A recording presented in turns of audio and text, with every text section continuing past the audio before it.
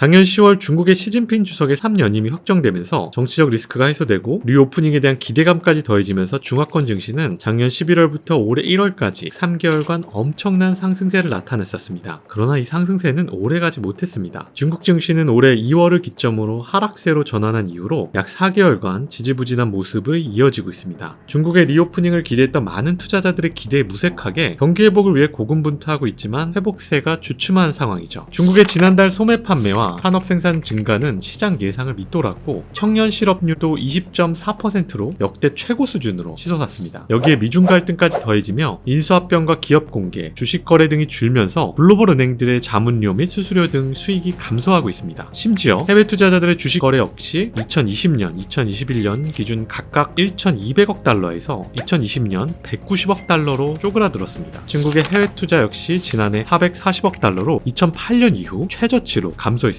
이에 따라 시티그룹, 뱅크 오브 아메리카는 중국 주식에 대한 노출 비중을 2022년 480억 달러로 전년 대비 16%가량 축소했습니다. 작년 말 중화권 증시가 기나긴 하락장을 거친 후 뜨겁게 달아올랐던 만큼 저점이라 생각하여 중국 증시에 투자하신 분들이 많을 것 같은데요. 그런 의미에서 오늘은 최근 중화권 증시 약세에 영향을 미치는 핵심 이슈와 동향에 대해 알아보는 시간을 가져보고 우리가 잘 몰랐던 중국 증시에 대해 알아보는 이야기를 해보고자 합니다.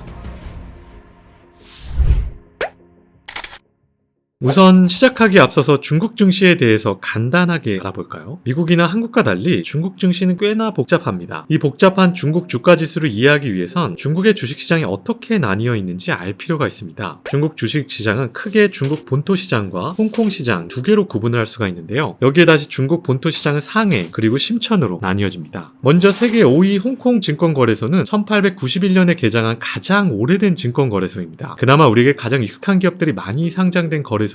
텐센트, 알리바바, HSBS 홀딩스, 평안보험, 중국해양석유총공사, AIA, 차이나모바일, 우시바이오, 샤오미 등이 상장되어 있고 중국이 본토 금융시장을 개방하기 전에도 외국인들이 자유롭게 매매할 수 있는 곳이었죠. 그 다음 중국의 대표적인 증권거래소, 바로 상해 증권거래소입니다. 상해 증권거래소는 중국 본토 시장을 중심으로 구성되어 있습니다. 특히 상해 종합지수에는 중국의 국영기업을 비롯한 주요 기업들이 상장되어 있습니다. 주로 대표적인 제조업, 금융, 에너지 기업들이 포함되어 있으며 한국의 코스피 지수처럼 중국 증시 시황을 파악할 때 가장 먼저 들여다보는 대표 지수죠. 마지막으로는 심천 증권거래소입니다. 이곳은 주로 기술, IT 관련 기업들이 상장되어 있습니다. 특히 중소기업, 벤처기업들의 주식이 많이 상장되어 있는데요. 심천시장은 중국 기술주 중심의 시장으로 일반 중소기업 및 비전통산업 국유 민영기업들이 주로 상장되어 있고 중소기업이 중심이 된 중소판, 벤처, 창업기금의 자금 조달을 위한 창업판도 심천거래소의 주요 영역입니다. 쉽게 정리하면 중소형 기술주가 주로 상장되어 있는 곳인 셈이죠. 이처럼 중국은 이 세 개의 지표 모두가 세계 10위권 안에 드는 정말로 큰 경제 규모를 가지고 있습니다. 그런데 최근 들어 이렇게 큰 시장인 중국의 증시 흐름은 미국 증시와는 다른 양상을 보이고 있습니다.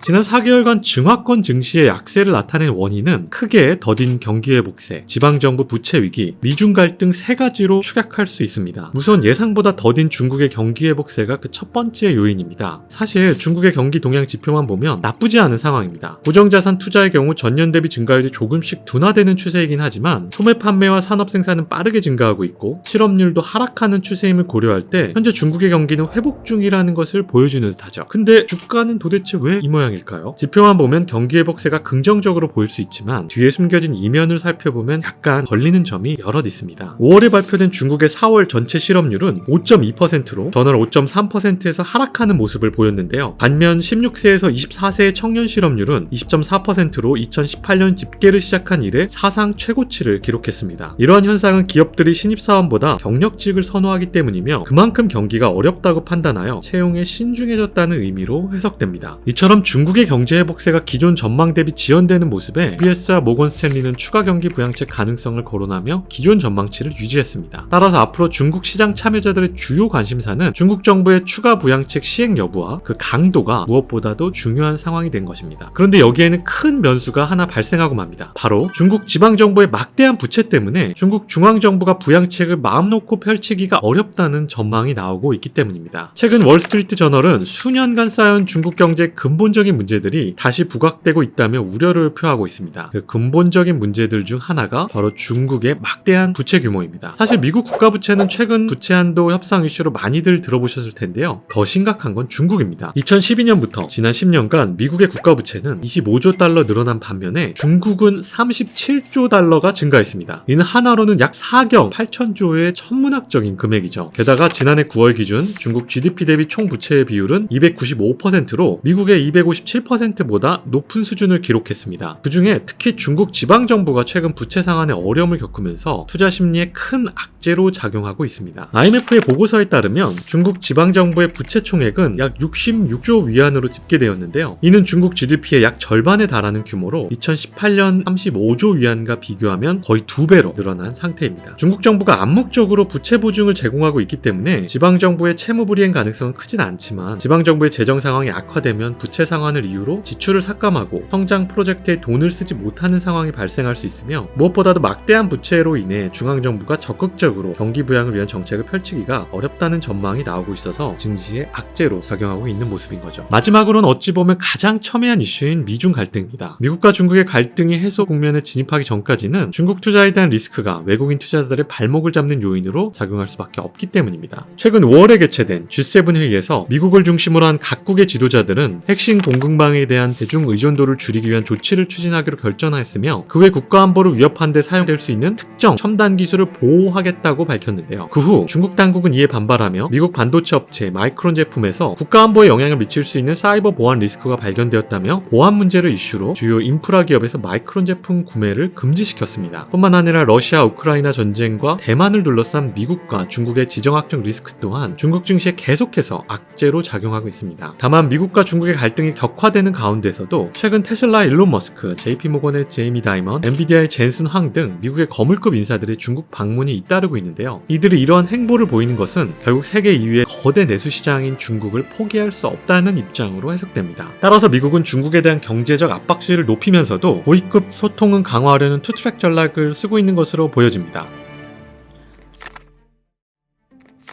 결론적으로 중국이라는 시장은 변수가 많고 리스크가 큰 투자 대상임에는 분명합니다. 그럼에도 무려 14억 인구를 가진 거대 내수 시장을 갖고 있기 때문에 거물급 CEO들조차도 포기할 수 없는 투자처라는 것을 부인할 수가 없죠. 게다가 현재 홍콩 지수의 12개월 선행 PER은 8배로 역대급으로 저평가된 수준에 위치하고 있습니다. 보통 특정 악재로 인한 주가가 펀더멘탈 대비 크게 하락한 자산은 반대로 악재가 해소될 시에 주가가 다시 크게 회복할 가능성도 있다는 것을 의미합니다. 스토크 구독자 여러분들께 드리고 싶은 말씀은요, 중국 증시를 사야 한다, 말아야 한다가 아니라 이 속에 숨겨져 있는 핵심을 봐야 한다라는 것입니다. 중국 증시에 대한 말은 많지만 마이클 버리와 미국의 대형은행들이 모두 동의하는 것은 현재는 저평가된 상태라는 것입니다. 그래서 장기적인 압력을 가지고 롱 포지션으로 투자한다면 추후에 긍정적인 결과를 기대할 수도 있다는 것이죠. 결국 좋은 기업을 보는 해안을 갖고 그 기업을 위한 바른 투자와 장기적으로 꾸준하게 투자하는 것, 우리 개인들이 항상 투자 시장에서 떠나지 않고 꾸준히 오랫동안 머물러야 앞으로 훌륭한 성장세를 보일 기업들의